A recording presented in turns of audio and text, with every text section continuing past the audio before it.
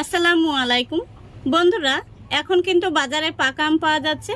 আর আজকে আমি এই পাকা আম দিয়ে খুবই সহজে পাকা আমের আমসত্ত্ব তৈরি করে দেখাবো।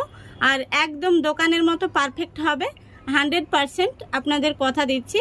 তো প্রথম থেকে শেষ পর্যন্ত ফুল রেসিপিটা দেখতে থাকুন।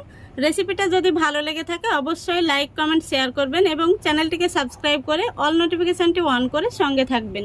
তাহলে চলুন শুরু করা যাক। তো দেখুন বন্ধুরা, আজকে আমি পাকা আমের আমসত্ত্ব তৈরি করার জন্য এখানে আমি 4টে পাকা আম নিয়েছি। আর আমগুলো আমি আগে থেকে ধুয়ে খুব ভালো করে খোসাটা ছিলে নিয়েছি। এখন আমি এই আমগুলোকে ছোট টুকরো করে কেটে নেব। তো আমি এখানে হেসে নিয়েছি, হেসে দিয়ে আমগুলো কেটে নিচ্ছি। আপনারা চাইলে ছুরি দিয়েও কেটে নিতে পারেন। দেখুন বন্ধুরা, সবগুলো আম আমি ছোট টুকরো করে কেটে নিয়েছি। এখন আমি এখানে একটা মিক্সির জার নিয়ে নিচ্ছি। আর জারের মধ্যে আমগুলোকে অল্প অল্প করে দিয়ে আমি খুব সুন্দরভাবে পেস্ট করে নেব। এইভাবে অল্প অল্প করে দিতে হবে। তো বন্ধুরা, এইভাবে আমি সবগুলো আম পেস্ট করে নেওয়ার পর আপনাদের আমি দেখাচ্ছি। দেখুন বন্ধুরা, সম্পূর্ণ আমের আমি পেস্ট করে নিয়েছি। আগের পেস্টটা আমি ছাঁকনিতে করে ছেঁকে নিয়েছি। এখন আমি যে পেস্টটা বানালাম সেটাকেও ছেঁকে নেব। তো এইভাবে ছেঁকে নিলে আমের মধ্যে কোনো রকম ছোবড়া থাকলে সেটা আটকে যাবে। অবশ্যই আপনারা এইভাবে ছেঁকে নেবেন। দেখতেই পাচ্ছেন আমি কত সুন্দরভাবে কিন্তু পেস্টটা বানিয়ে নিয়েছি, একদম স্মুথ হয়েছে। তো সম্পূর্ণ আমের এই পাল্পটা বের করে নেব, তারপরে আপনাদের দেখাচ্ছি। দেখুন বন্ধুরা, সম্পূর্ণ পেস্টটা আমি ছেঁকে নিয়েছি। আর এই পেস্টটা থেকে কিন্তু 1 চামচ মতো ছোবড়া বেরিয়েছে। এখন আমি এখানে একটি কড়াই নিয়ে নিচ্ছি। আর এই কড়াইতে আমের পাল্পটা দিয়ে দিচ্ছি। তারপরে দিয়ে দিচ্ছি একটি তেজপাতা। তো এখন আমি গ্যাসের উপর কড়াইটা বসিয়ে দেব। দেখুন, কড়াইটা গ্যাসের উপর বসিয়ে আমি গ্যাসটা অন করে দিয়েছি। এখন আমি এই আমের পাল্পটাকে কিছুক্ষণ জাল করে নেব। এইভাবে আমি কিছুক্ষণ জাল করে নেব, তাহলে কিন্তু পাল্পটা অনেকটাই ঘন হয়ে আসবে। দেখুন বন্ধুরা, আমি কিছুক্ষণ জাল করে নিয়েছি। এখন আমি এই পর্যায়ে দিয়ে দিচ্ছি 1/3 কাপ চিনি। তো বন্ধুরা, এখানে আমার আমগুলো কিন্তু অনেকটাই মিষ্টি রয়েছে, সেই জন্য 1/3 কাপ দিলাম। আপনাদের আমগুলো যদি টক হয়ে থাকে তাহলে চিনির পরিমাণটা একটু বাড়িয়ে নেবেন। তারপরে দিয়ে দিচ্ছি 1 চিমটি মতো লবণ, আর দিয়ে দিচ্ছি 1 চিমটি বিট লবণ। তো আবারও আমি কিছুক্ষণ জাল করে নেব। যেহেতু এর মধ্যে চিনিটা দেওয়া হয়েছে, চিনিটা থেকে একটু জল ছাড়বে, সেজন্য আরও কিছুটা জাল করে ঘন করে নিতে হবে। তো বন্ধুরা, আজকে আমি একদম দোকানের মতো পাকা আমের মিষ্টি আমসত্ত্ব তৈরি করছি। তো আমার মতো করে আপনারা বাড়িতেও কিন্তু বানিয়ে নিতে পারবেন খুবই সহজে। আর এই আমসত্ত্বটা কিন্তু খেতে ভীষণ ভালো লাগে, অবশ্যই একবার বানিয়ে দেখবেন। দেখুন বন্ধুরা, আমি কিছুক্ষণ জাল করে নিয়েছি। এখন আমি এটা দেখতে সুন্দর লাগার জন্য 1 ফোঁটা দিয়ে দিচ্ছি রেড ফুড কালার।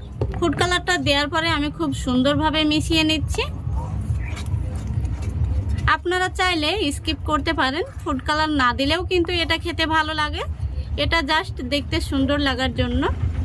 তো দেখতেই পেলেন আমি 1 ফোঁটা মতো দিয়েছি, তাতে কিন্তু খুব সুন্দর একটি কালার চলে এসেছে। তো এখানে আমি আরও একটি টিপস আপনাদের বলে দিচ্ছি। আমসত্ত্বটা যদি আপনাদের রোদে দেওয়ার সমস্যা থাকে তাহলে কিন্তু আপনারা ফ্যানের বাতাসেও শুকিয়ে নিতে পারেন। সেক্ষেত্রে কিন্তু আরও কিছুটা জাল করে ঘন করে নিতে হবে। তো আমার যেহেতু রোদে দেওয়ার কোনো সমস্যা নেই, আমি রোদেই শুকিয়ে নেব, সেই জন্য এই পর্যায়ে আমি নামিয়ে নিচ্ছি। আমসত্ত্ব তৈরির মিশ্রণটি কিন্তু একদম রেডি হয়ে গেছে। আবারও বলছি, আপনারা যদি রোদে দেওয়ার সমস্যা থাকে তাহলে আরও কিছুক্ষণ জাল করে ঘন করে নেবেন। তো এখন আমি গ্যাসটা অফ করে দিচ্ছি, তারপরে এটাকে নামিয়ে নিচ্ছি। দেখুন বন্ধুরা, এখানে আমি একটি বড় সাইজের থালা নিয়েছি। আর থালার মধ্যে খাঁটি সরিষার তেল একটু মাখিয়ে নিচ্ছি এভাবে। দেখুন, খুব ভালো করে তেলটা মাখিয়ে নিয়েছি। এবার আমি আমসত্ত্বর মিশ্রণটি থালার মধ্যে দিয়ে দেব।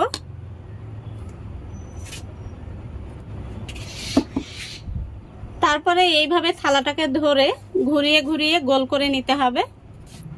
দেখুন, খুব সুন্দরভাবে আমি সমান করে নিয়েছি। এখন আমি থালাটাকে টানা রোদের মধ্যে 1 দিন শুকিয়ে নেব। তো আমসত্ত্বটা শুকানোর পরে আমি আপনাদের দেখাবো কেমন হয়েছে। দেখুন বন্ধুরা, আমসত্ত্বটা আমি খুব ভালো করে শুকিয়ে নিয়েছি, আর এটা শুকাতে আমার 2 দিন সময় লেগেছে। তো এখন আমি আমসত্ত্বটা আপনাদের তুলে দেখিয়ে দেব কেমন হয়েছে।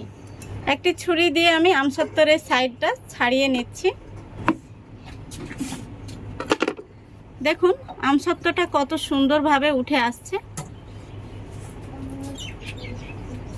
এই দেখুন, আর কতটা স্বচ্ছ তৈরি হয়েছে। দেখুন আমার হাতের আঙ্গুলগুলো কিন্তু সম্পূর্ণ বোঝা যাচ্ছে, এই দেখুন। তো এখন আমি আমসত্ত্বটা কেটে নেব।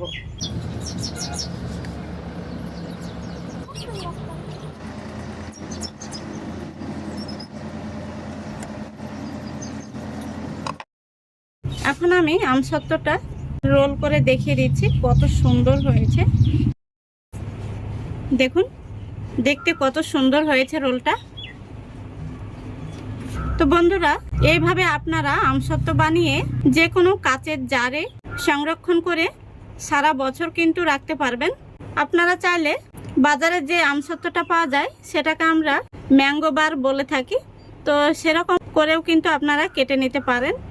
তো দেখুন বন্ধুরা, আমি দুরকমভাবে আমসত্ত্বটা কেটে নিয়েছি। দেখুন এইভাবে আমি রোল করে নিয়েছি, আর কিছু আমসত্ত্ব ম্যাঙ্গো বারের মতো কেটে নিয়েছি। তো এইভাবে আপনারা বানিয়ে যে কোনো কাচের জারে ভরে আপনারা 1 বছর পর্যন্ত কিন্তু সংরক্ষণ করে রাখতে পারবেন। তো আশা করছি আজকের এই রেসিপিটা আপনাদের ভালো লেগেছে। ভালো লাগলে অবশ্যই লাইক, কমেন্ট, শেয়ার করে দেবেন এবং চ্যানেলটিকে সাবস্ক্রাইব করে অল নোটিফিকেশানটি অন করে সঙ্গে থাকবেন।